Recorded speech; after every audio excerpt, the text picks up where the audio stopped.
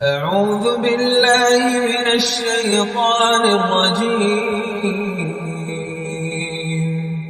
بسم الله الرحمن الرحيم. قل بفضل الله وبرحمته فبذلك فليفرحوا هو خير مما يجمعون. أعوذ بالله من الشيطان الرجيم. بسم الله الرحمن الرحيم. قل بفضل الله وبرحمته فبذلك فليفرحوا هو خير مما يجمعون.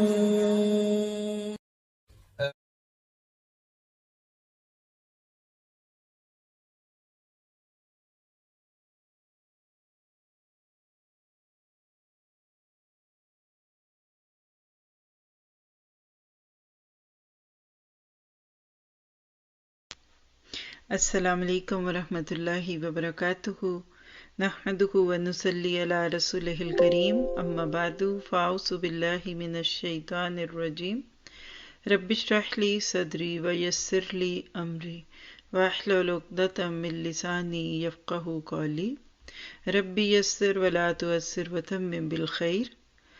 آئینہ ان کو دکھایا تو برا مان گئے. آج ہم اس موضوع پہ بات کریں گے، اور بات یہ ہے کہ آج کا مسلمان کیا حقیقت میں نبی صلی اللہ علیہ وسلم کے دور کے مسلمان سے میچ کرتا ہے؟ اس کے لیے ضرورت ہے اس بات کی کہ آئیے ذرا دیکھیے کہ جہاں اللہ کے نبی صلی اللہ علیہ وسلم اٹھائے گئے، آپ کو اللہ تعالیٰ نے زمین کے جس ٹکڑے پہ بھیجا وہاں کیا تھا. تو ہم سیرت کی بہت سی کتابوں میں یہ بات پڑھ کر آئے کہ اعلان نبوت کے ابتدائی سالوں ہی میں اللہ کے نبی صلی اللہ علیہ وسلم کی مخالفت شروع ہو گئی. جب آپ نے لوگوں کو ایک دعوت دی کہ قولوا لا الہ الا اللہ تفلحون، لوگو اللہ کو ایک مانو فلاح پا جاؤ گے، بس یہ تھی وہ دعوت کہ جس نے معاشرے میں ایک اضطراب پیدا کر دیا. ہاں، وہ روحیں جو سعید تھی، جو زندہ تھیں، جن کے اندر اللہ تعالیٰ نے خیر بھری تھی، وہ تو پہلی پکار پہ ہی لبیک کہتے ہیں.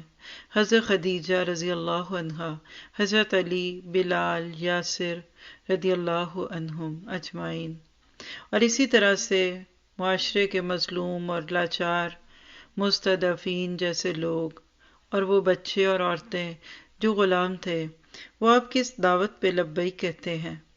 اس کے برعکس بڑے بڑے سردار قریش کے ماننے والے، یا وہ بڑے بڑے سردار جنہوں نے لوگوں کے دلوں کو رعب سے بھرا ہوا تھا، ان میں کھلبلی مچ گئی. صبح و شام ان کی باتیں ہیں، مجلس پہ مجلس منعقد ہو رہی ہے، اور ان کی ساری نظر اس پہ ہے کہ محمد صلی اللہ علیہ وسلم کی کاروائی کہاں تک پہنچی، ان کو روکا جائے یا نہ روکا جائے، اور اگر روکا جائے تو کیسے روکا جائے، اور کیا ان کے دعوی نبوت سے ہم فائدہ اٹھا سکتے ہیں. یعنی انہوں نے نبی صلی اللہ علیہ وسلم کو ایک مخالف انسان کے روپ میں دیکھا. اور اگر آپ غور کر کے دیکھیں تو اگر وہ اس پہ غور کرتے کہ محمد بن عبداللہ، جو ان کے گمان کے مطابق محمد رسول اللہ نہیں تھے، جو کہہ رہے ہیں کہیں وہ سچ تو نہیں ہے، آئیں ذرا اس پہ بھی تو غور کریں. چلیں ہم ان سے جا کر کھل کر بات کرتے ہیں، شاید ان کی بات درست ہو اور ہم اس کو مان کر آخرت کے عذاب سے بچ جائیں. لیکن یاد رکھیے کہ ہر دور میں دنیا کی زندگی میں کھوئے ہوئے لوگ اور مٹیریلسٹک اپروچ رکھنے والے، یعنی مادہ پرستی کے شکار لوگ، اور حب جاہ اور حب مال، یعنی کہیں کرسی ہے، کہیں صدارت اور وزارت ہے، اور کہیں مال و دولت کی کشش ہے، ایسی سوچ رکھنے والے جب بھی حق ان کے سامنے پیش کیا جائے اس کو قبول کرنے کی بجائے اس آواز کو دبانے کی کوشش کرتے ہیں. اور وہ لوگ جو دنیا کو بڑھانے کی خواہش میں جیتے ہیں وہ آخرت کی زندگی کی طرف اپنی سوچ بھی لے جانا نہیں جاتے۔ آپ ذرا سا اگر اس دور کو جھانک کر دیکھیں تو کہ ایک طرف ابو جہل مجلس سجائے بیٹھا، بکری کے دودھ کے پیالے تقسیم ہوتے ہیں اور غور و فکر کا موضوع بس یہی ہے کہ محمد صلی اللہ علیہ وسلم ان کی کاروائیاں کیسے روکی جائیں۔ کہیں آپ کسی چوراہے پہ ابو لہب کو اپنی مسند لگائے بیٹھا دیکھیں گے کہ وہ نبی صلی اللہ علیہ وسلم پر روک لگانے کے لیے، آپ کی کوششوں کو روکنے کے لیے لوگوں سے مشورے مانگ رہا ہے۔ ادھر اور ادھر ہر طرف وہ لوگ جن کے مفادات پہ زد پڑتی تھی لا الہ الا اللہ کی پکار پہ، وہ اس آواز کو بند کرنا چاہتا ہے۔ اور کہیں ایک ایسا بھی سردار ہے جو لوگوں کو یہ سوچ دے رہا ہے کہ اگر نبوت ملنی بھی تھی تو مجھے ملتی، کیونکہ میں تو ہر لحاظ سے محمد صلی اللہ علیہ وسلم سے بہتر ہوں۔ ان سب کی فکر بس ایک ہی تھی، اللہ کے نبی صلی اللہ علیہ وسلم کی حیثیت ہی کیا ہے۔ ایک تو وہ یتیم ہے، پھر دادا اور چچا کے سہارے پلے بڑے ہیں اور عمر میں بھی ہم سے چھوٹے ہیں، ہماری ہی نظروں کے سامنے تو یہ پلے بڑے ہیں، اور دیکھو نہ ذاتی تجارت نہیں ہے ان کی، نہ دولت ہے، نہ ثروت ہے، نہ بکریاں ہیں، اور نہ ہماری طرح یہ سردار ہے، تو بھلا ہم ان کو اپنا سردار کیسے مان جائیں۔ یہ ہے وہ سوچ جس نے ماضی کے انسان کو بھی محمد مصطفیٰ صلی اللہ علیہ وسلم کی خیر سے فائدہ اٹھانے سے روکا، اور یہی ہے وہ چیز جس نے آج بھی امت مسلمہ کو نبی صلی اللہ علیہ وسلم کا امتی کہنے کے باوجود عمل سے روکا ہوا ہے۔ مکہ والے آپ کی مخالفت تو کر رہے تھے، لیکن ابراہیم علیہ السلام کا نام لیتے تھے اور ان سے نسبت جوڑتے تھے۔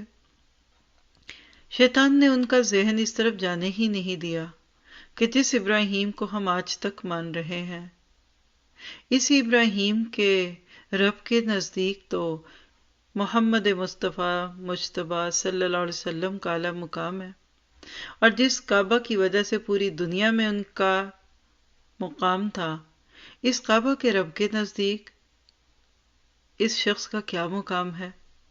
یعنی اگر لوگ نبی صلی اللہ علیہ وسلم کی ذاتی حیثیت کی بجائے آپ کے پیغام پہ غور کرتے تو یقیناً ایمان لاتے۔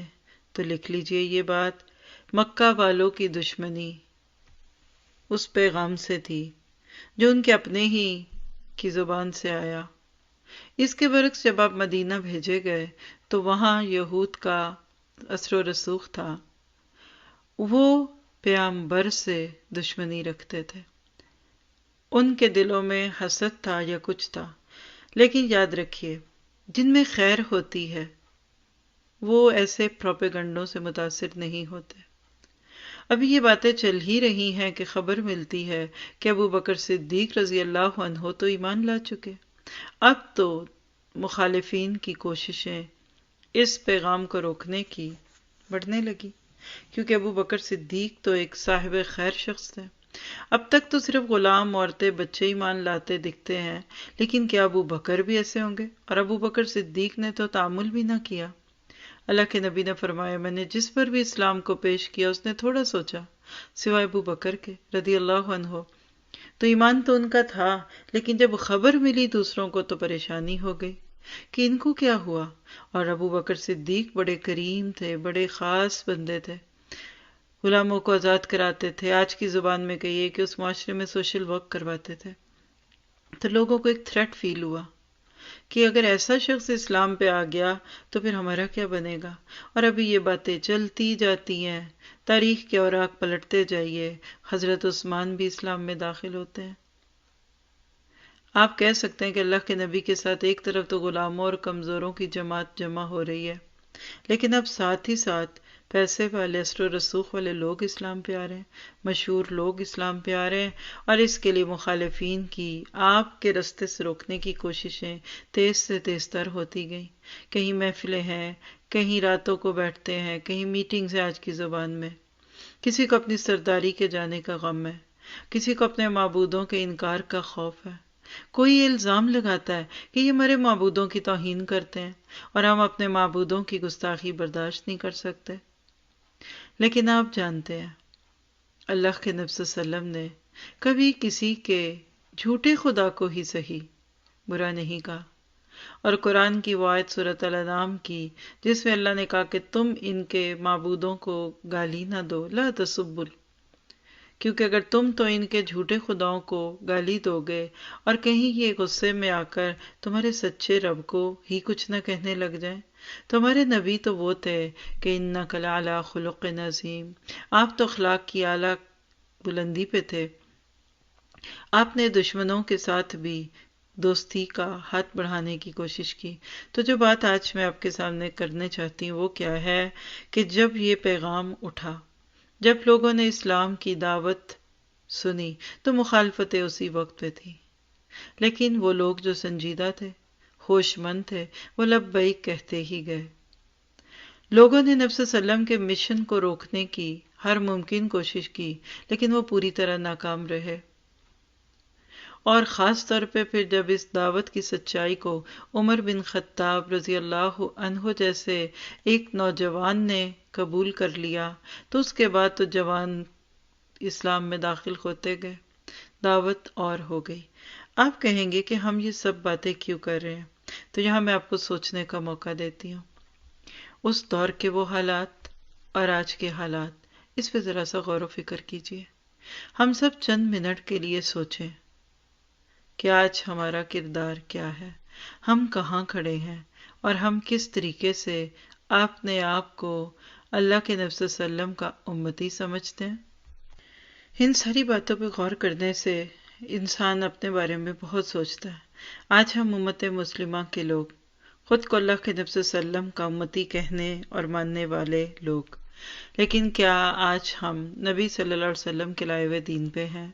یہ ہے وہ سوال جس پہ اگر چند سوال اٹھا دوں تو شاید بہت سارے لوگ اپنے ہی آئینے میں دیکھنے کے لیے تیار نہ ہوں۔ نبی صلی اللہ علیہ وسلم نے فرمایا کہ مومن مومن کا بھائی ہے، اور اس کی مثال ایک آئینے کی طرح ہے۔ ہم سب دیکھتے ہیں کہ آئینہ جھوٹ نہیں بولتا، اس کے سامنے آپ جو چیز پیش کرتے ہیں وہ اس کا بالکل ویسا ہی امیج دیتا ہے۔ آپ کے داغ دھبے کسی دوسرے کو نہیں دکھاتا۔ آپ کے اگر چہرے پہ کوئی داغ ہے تو اس داغ کو دکھانا آئینے کا فرض ہے۔ بالکل اسی طرح سے آج کے دور میں ہم سب اگر دیکھیں تو ہمارا کام کیا ہے؟ معاشرے میں آج جو کچھ ہو رہا ہے، ہم کدھر جا رہے ہیں؟ فَأَيْنَ تَذْهَبُونَ، تم جا کدھر رہے ہو؟ آپ اسلام کی بنیادی چیزوں سے شروع کر کے لا الہ الا اللہ، جس کو اللہ کے نبی صلی اللہ علیہ وسلم نے بنی الاسلامی علی خمسن میں پہلے نمبر پہ لیا، توحید، عقیدہ، کیا آج امت مسلمہ واقعی لا الہ الا اللہ کو سمجھتی اور مانتی ہے؟ کیا ہم حقیقت میں لا الہ الا اللہ کا مطلب بھی جانتے ہیں؟ کیا ہم اس کے تقاضے بھی نبھانا جانتے ہیں؟ کیا ہمیں شروط لا الہ الا اللہ معلوم ہے؟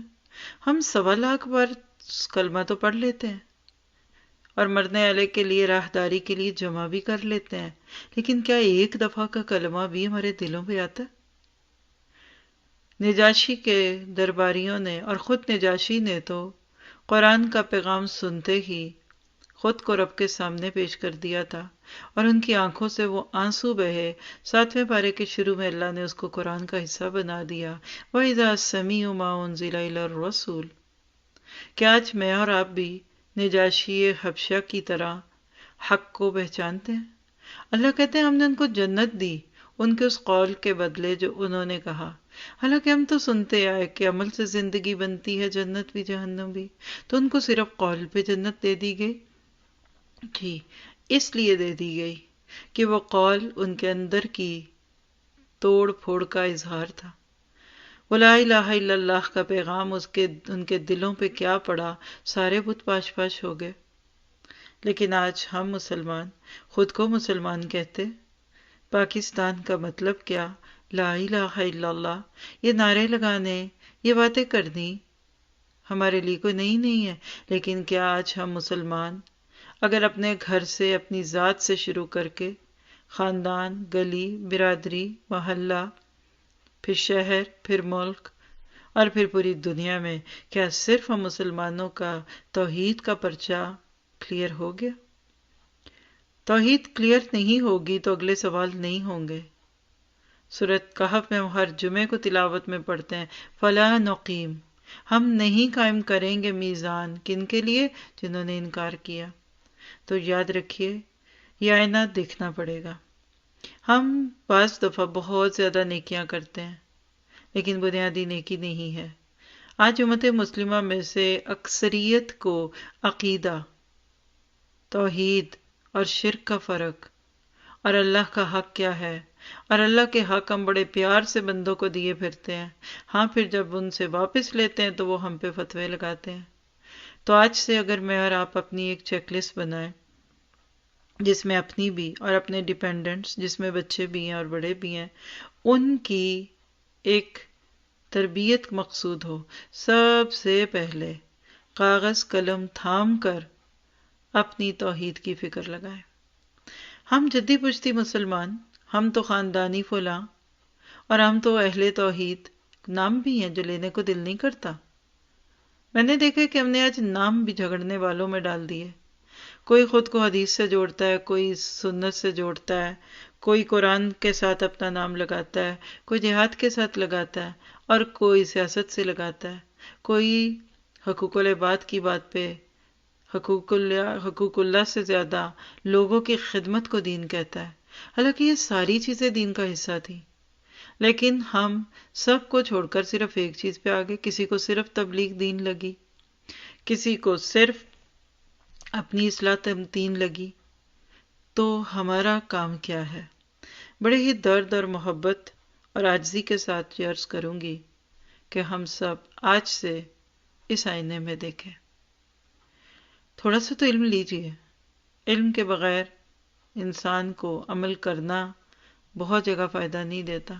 غلط کام کرتے رہیں، جتنا مرضی کریں، اتنی لمبی چارج شیٹ آپ کے خلاف ہوگی۔ علم بندے کے راستے آسان کرتا ہے۔ جس کو کام کرنا آتا ہے وہ جھٹ سے کر کے آ جاتا ہے، اور جس کو نہیں کرنا آتا وہ بیٹھا ہوتا ہے۔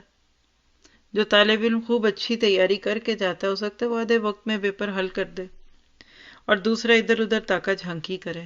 تو آج کی میری پہلی ریکویسٹ، تاریخ سے آپ کو جوڑنے کے بعد صحابہ کرام اور نبی صلی اللہ علیہ وسلم کے دور کے اندر جو کھلبلی مچ گئی تھی، یاد رکھیے وہ حق کی آواز تھی۔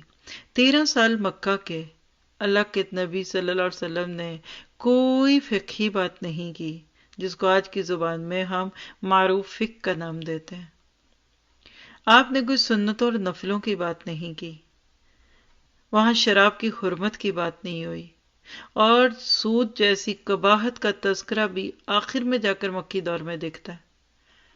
اس کے برعکس مکہ کے 13 سال صرف 3 پرچے پڑھائے گئے، جس میں سے پہلے پہ اس وقت میں آپ سے بات کر رہی ہوں، اور وہ توحید تھی۔ کیا ہمارا حق نہیں بنتا؟